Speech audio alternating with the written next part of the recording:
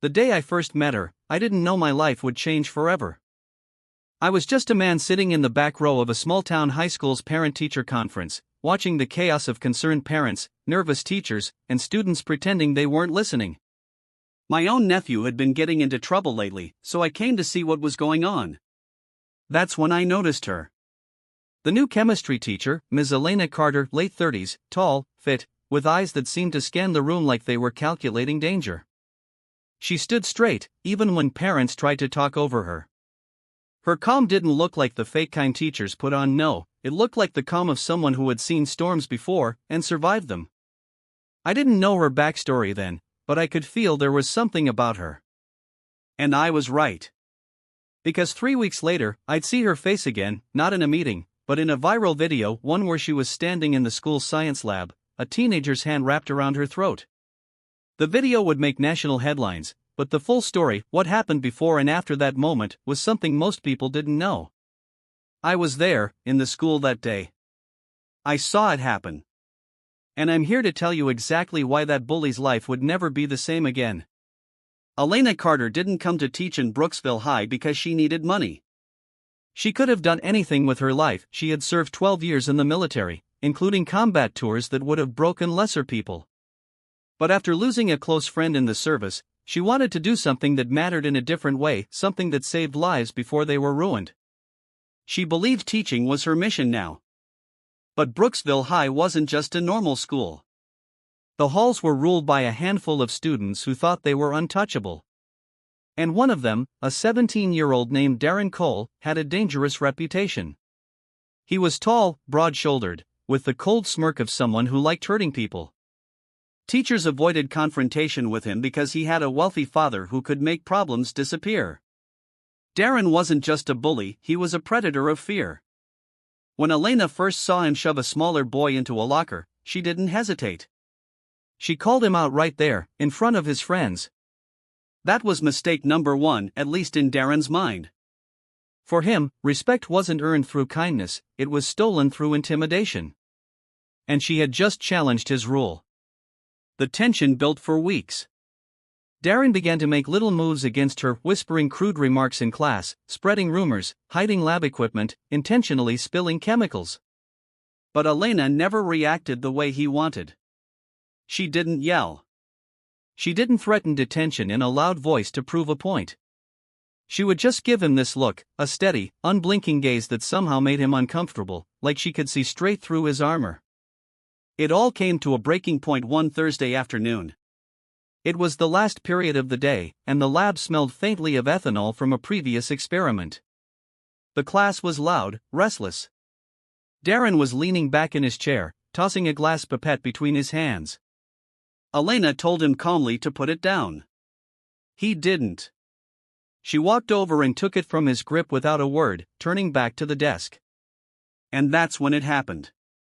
In one sudden motion, Darren stood, grabbed her by the throat, and slammed her back against the lab counter. The room went silent except for the faint hum of the fume hood. The other students froze, unsure whether to scream or run. Darren's grip tightened, his smirk widening. This was his show of dominance, the final word in the power struggle. But what none of us knew then was that this wasn't Elena Carter's first time having someone's hand at her throat. She had survived far worse in places far more dangerous. And Darren had just made the biggest mistake of his life. CTA, before we see how Elena's military past changed everything in that moment, make sure you hit that like button, subscribe, and turn on notifications, because what happens next is something you'll never forget. Time seemed to slow in that lab. I was standing near the door, my mind screaming to intervene, but before I could move, Elena's training kicked in. Her left hand shot up, grabbing Darren's wrist and twisting it sharply outward. At the same time, she stepped to the side, using his own momentum to break his stance. Darren's grip loosened as he stumbled, a shocked expression replacing his smirk. In one fluid motion, Elena hooked his leg with her foot and sent him crashing to the ground. His back hit the floor with a thud that echoed through the lab. She didn't stop there.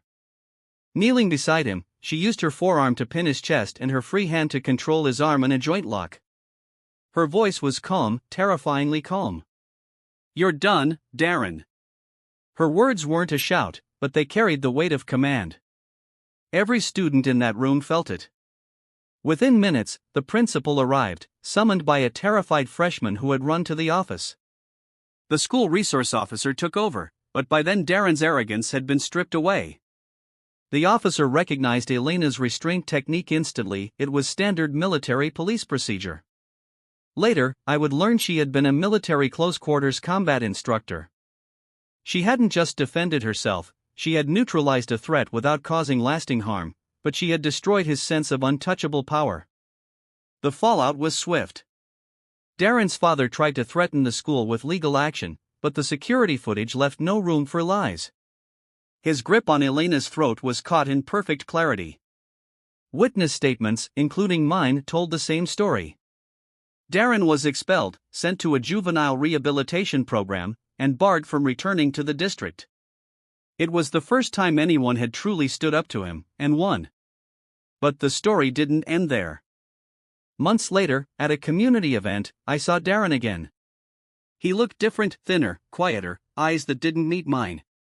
And then I saw Elena.